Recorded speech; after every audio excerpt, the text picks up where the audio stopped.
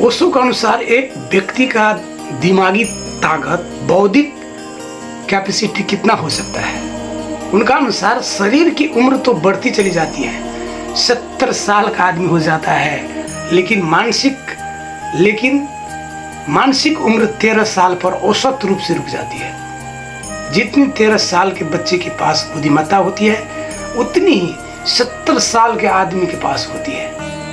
संग्रह अलग होता है, लेकिन बुद्धि ज्यादा नहीं होती। संग्रह ज्यादा होता है क्योंकि 70 साल का अनुभव है, लेकिन जो बुद्धि संग्रह करती है वो उतनी ही होती है जितनी 13 साल की। जिस बुद्धि में यह संग्रह बढ़ता चला जाता है, उस बुद्धि की क्षमता 13 साल की ही होती है। बड़ी दुखद बात है, लेकिन 70 साल का आदमी यह मानने को राजी नहीं होगा।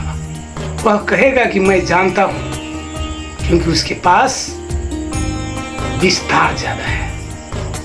वह ज्यादा तथ्य गिना सकता है, ज्यादा अनुभव गिना सकता है। उसके पास स्मृति बड़ी है, 70 साल उसकी स्मृति में टंक गए, लेकिन विस्तार से कोई ज्ञान को उपलब्ध नहीं होता। वरन विस्तार से यह भी हो सकता है कि ज्ञान की संभावना छीन हो जाए।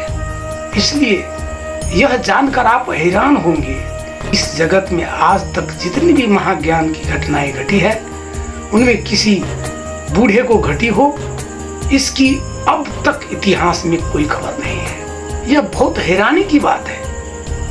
बुद्ध हो कि महावीर हो कि जीसस हो कि शंकराचार्य हो कि नागार्जुन हो, वसुबंधु हो कि लाओ त्सो या कोई और हो, कोई भी गहरे बुढ़ापे में परम ज्ञान को उपलब्ध नहीं हुआ है।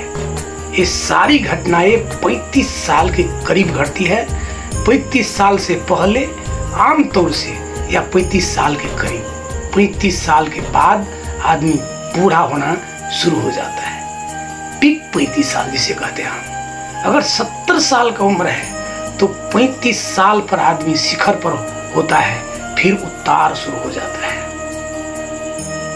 अब तक उतरती जिंदगी में बहुत कम लोग ज्ञान को उपलब्ध हुए हैं। यह हैरानी की बात है। होना उल्टा चाहिए। अगर विस्तार से ज्ञान बढ़ाते हो तो बुद्ध को, महावीर को, शंकर को, विवेकानंद को, इन सब को ज्ञान होना चाहिए कोई 50-60 साल के बाद। लेकिन अब तक ऐसा हुआ नहीं। अब तक जो भी महाज्ञान की घटनाएं घटी है, वो मध्यम या मध्यम के पहले घटी है। इसका अर्थ है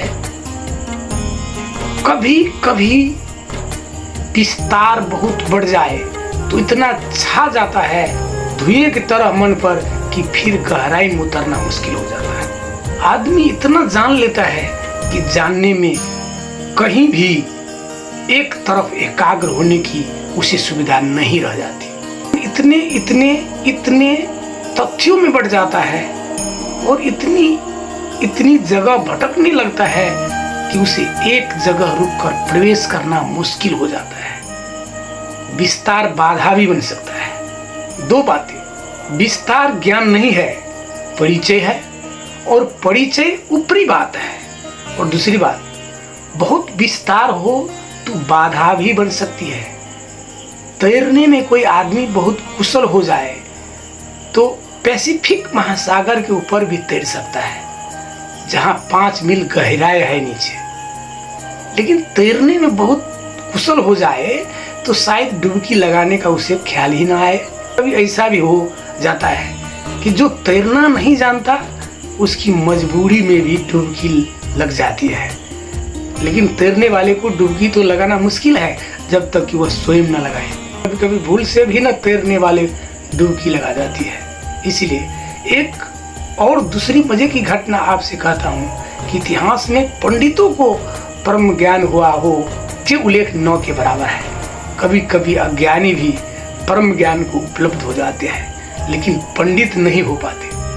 कबीर है वे पढ़े लिखे हैं, मोहम्मद है वे पढ़े लिखे हैं, जीसस है वे पढ़े लिखे हैं, नानक है वे पढ़े लिखे हैं। ये पढ़े लिखे लोग भी कभी डुबकी लगा जाते हैं। कबीर ने डुबकी लगा ली और काशी के पंडित जो बहुत जानते थे और वही कबीर के पास आसपास थे और कबीर को एक गवार जुमलाहा समझते थे, वे डुबकी नहीं लगा पाए। वे डुबकी नहीं लगा पाए। वे इतना जानते थे कि शायद यह भूल ही गए कि अभी असली गहराई तो जानी ही नहीं है। यह सब विस्तार है शब्दों का, शास्त्रों का, सिद्धांतों का। अर्जुन के मन में भी वही ख्याल था कि शायद तृप्ति मिल जाए अगर और थोड़ा ज्यादा जान लो तो।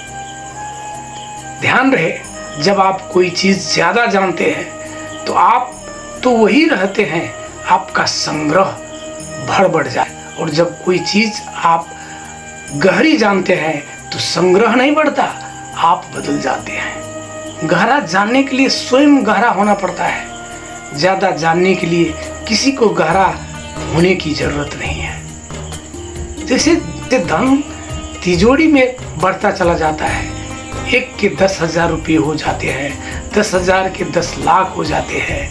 लेकिन इससे आप यह मत समझना कि जिसकी तिजोरी में धन बढ़ रहा है वो आदमी धनी हो रहा है। अक्सर तो ऐसा होता है कि जितना ज्यादा धन उतना गरीब आदमी, जितना ज्यादा धन हो जाता है उतना भीतर आदमी गरीब हो जाता है। और अक्सर धनी आदमी एक ही काम करते हैं, अपने धन पर पहरा देने का। काम करते करते समाप्त हो जाते हैं।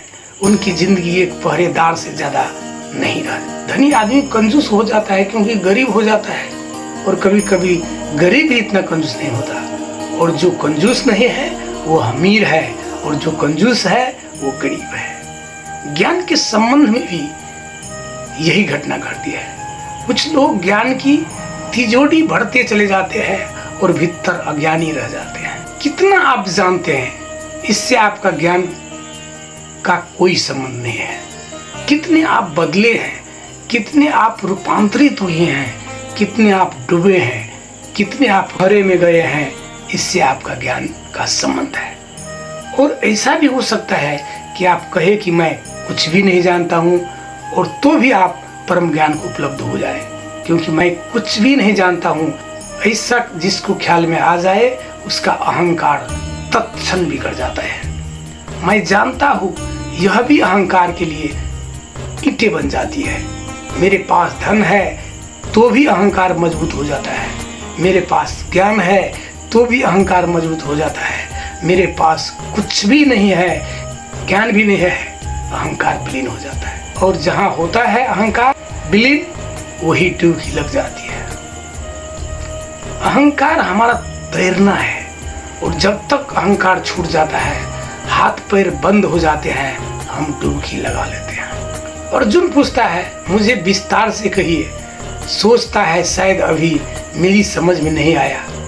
कृष्ण और विस्तार से कहें तो मेरी समझ में आ जाए।